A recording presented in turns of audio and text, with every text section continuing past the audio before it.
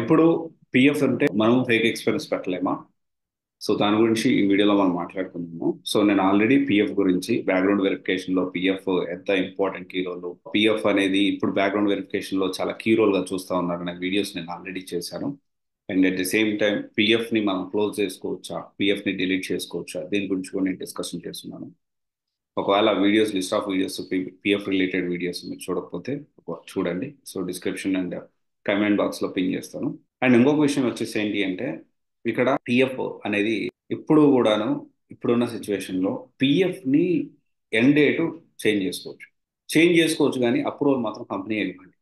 Okay, PF ని exit date or end date, PF ని end date or exit date ఏంటి ఇది అంటే, ఇప్పుడు ఒక కంపెనీలో ఎగ్జాంపుల్ మనం 2023లో జనవరిలో ఒక కంపెనీలో జాయిన్ అయ్యాం. సో మనము డిసెంబర్లో 2022 డిసెంబర్లో కంపెనీ నుంచి బయటకు వచ్చేసాం. కంపెనీ నుంచి బయటకు రాగానే కొన్ని కంపెనీస్ ఏం చేస్తాయంటే ఇమీడియట్ గా ఎగ్జిట్ చేయవు, అంటే ఎగ్జిట్ పిఎఫ్ ని క్లోజ్ చేయవు. కొన్నిసార్లు ఏంటి అంటే ఒక 1 మంత్ ఎక్స్టెండ్ అవ్వచ్చు, ఒక 2 మంత్స్ తర్వాత, అంటే జనవరి ఫిబ్రవరి 2024 జనవరిలో కానీ ఫిబ్రవరిలో కానీ కొన్నిసార్లు కొన్ని సినారియోస్ లో 2 మంత్స్ ఎక్స్ట్రాగా అక్కడ వర్క్ చేస్తున్నట్టు పిఎఫ్ అనేది జనరేట్ అవుతుంది. దీనివల్ల ఏంటి అంటే మనం కంపెనీ నుంచి వచ్చేటప్పుడు డెఫినెట్లీ ఆ కంపెనీ నుంచి నేను ఎగ్జిట్ అయిపోయాననే క్లియరెన్స్ అనేది రిలీవింగ్ ఐటమ్లోనే ఎగ్జిట్ అనేది చేపించుకోవాలి. ఎగ్జిట్ అంటే మనం ఏంటంటే మనం ఇక్కడ ఆన్లైన్లో అప్లై చేస్తే సో అండ్ సో ఎగ్జిట్ అవుతున్నానని కంపెనీ వాళ్ళు అప్రూవ్ ఇస్తారు. This is the process for PF. అయితే ఇక్కడ ఏంటి ఏమవుతుందంటే, మనం ఎగ్జిట్ అయితే ఓకే, అది క్లియరెన్స్ వచ్చింది, మీకు అర్థమైందని. తర్వాత వచ్చేసి మనకి పిఎఫ్ చూసుకుంటే బ్యాక్గ్రౌండ్ హిస్టరీ, అంటే ఇప్పుడు పిఎఫ్ అంటే ఫేక్ ఎక్స్పీరియన్స్ పెట్టలేమా అంటే 100% పెట్టలేము. మీకు ఒక్క సినారియోలో మాత్రమే పెట్టగలుగుతాం, అది ఎప్పుడు ఏంటి అనేది మనం లాస్ట్లో మాట్లాడతాం. అయితే ఇక్కడ ఏంటి అంటే, ఇప్పుడు ఏమవుతుందంటే పిఎఫ్ ఒక్కసారి అంటే జనరేట్ అయ్యింది మన అకౌంట్లో పిఎఫ్, అదే దానికి సంబంధించిన సర్వీస్ హిస్టరీ అయ్యింది అంటే సర్వీస్ హిస్టరీని డెలీట్ చేయడం నాట్ పాసిబుల్. పిఎఫ్ ని కొన్ని సినారియోస్ లో మాత్రమే మనము ఈ సర్వీస్ హిస్టరీ అనేది డెలీట్ చేయడానికి ఛాన్సెస్ ఉంది.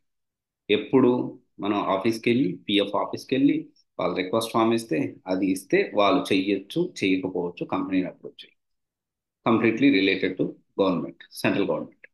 ఇది ఎంతవరకు అవుతుంది అనేది నాకైతే ఒక సినారీ కూడా కనపడలేదు. ఎవరో ఒకరికి ఇద్దరికి అయింది అన్నట్టు మనకు తెలిసింది. But most of the time అవ్వకపోవచ్చు. సో ఇప్పుడు మనము పిఎఫ్ అనేది ఎగ్జాంపుల్ ఇదే సేమ్ సినారియో, జనవరిలో మన కంపెనీలో జాయిన్ అయ్యి 2022, ఓకే, లేకపోతే 2023 జనవరిలో మనం కంపెనీలో జాయిన్ అయ్యాం, పిఎఫ్ జనరేట్ అయింది. డిసెంబర్ వరకు సేమ్ కంపెనీలో వర్క్ చేసాం, పిఎఫ్ కూడా జనరేట్ అయింది. అయితే ఇక్కడ ఈ రెండు సినారియోస్లో 2023 జనవరిలో పిఎఫ్ జనరేట్ అయింది, డిసెంబర్లో డిసెంబర్ వరకు కూడా ఈ పిఎఫ్ అనేది కంటిన్యూ అయింది. ఇప్పుడు మన సర్వీస్ హిస్టరీలో పిఎఫ్ అనేది చాలా క్రిస్టల్ క్లియర్గా కనిపిస్తుంది. అయితే ఇప్పుడు జనవరిలో ఒక స్టూడెంట్ నా దగ్గర కౌన్సిలింగ్ వచ్చాడు. వచ్చిన తర్వాత స్టూడెంట్ ఏమంటున్నాడంటే, సార్ నేను ఇప్పుడు అయిపోయింది, ఇప్పటి నుంచి నేను 6 మంత్స్ పేరోల్ రన్ చేసుకొని, లేకపోతే ఒక 3 మంత్స్ పేరోల్ రన్ చేసుకొని, ఇంతకు ముందు అంటే మనం యాక్చువల్లీ 2023 ఒక ఎక్స్ కంపెనీలో పనిచేసాం అనుకుంటే, 2024లో కౌన్సిలింగ్ వచ్చిన స్టూడెంట్ ఏమంటాడంటే, ఇప్పటి నుంచి లాస్ట్ 3 ఇయర్స్ నేను ఏదో ఒక ఫేక్ కంపెనీ నుంచి డాక్యుమెంట్స్ తెచ్చుకుంటా వర్కౌట్ అవుతా.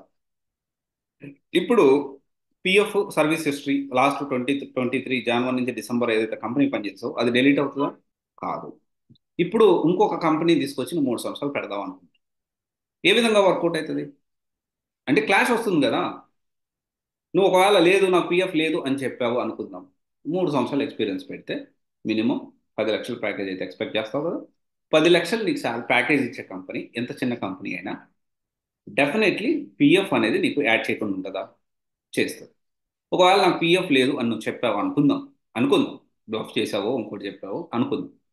సరే, వీళ్ళు పిఎఫ్ జనరేట్ చేయడానికి ట్రై చేస్తుంటే already created UAN, universal account number already create అయిపోయింది.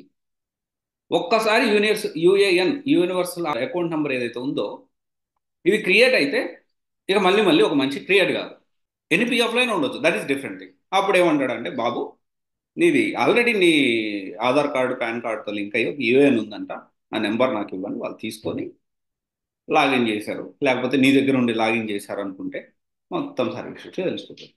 అప్పుడు నువ్వు ఏదైతే వై కంపెనీ ఏదో ఫేక్ డాక్యుమెంట్స్ తీసుకొచ్చావో దానికి ఇక్కడ లాస్ట్ 12 మంత్స్గా నీకు పిఎఫ్ పడుతుంది, దానికి మ్యాచ్. So not possible. ఇది మీకు అర్థమైంది అనుకుంటున్నాను. ఏ సినారియోలో మీకు ఛాన్సెస్ ఉంటుందంటే ఒక్క జాబ్ రోల్ విషయంలో మాత్రమే కొంతవరకు సాఫ్ట్వేర్ రిలేటెడ్ ఉంది అంటే నేను దాన్ని బట్టి ప్లాన్ చేసుకోవచ్చు.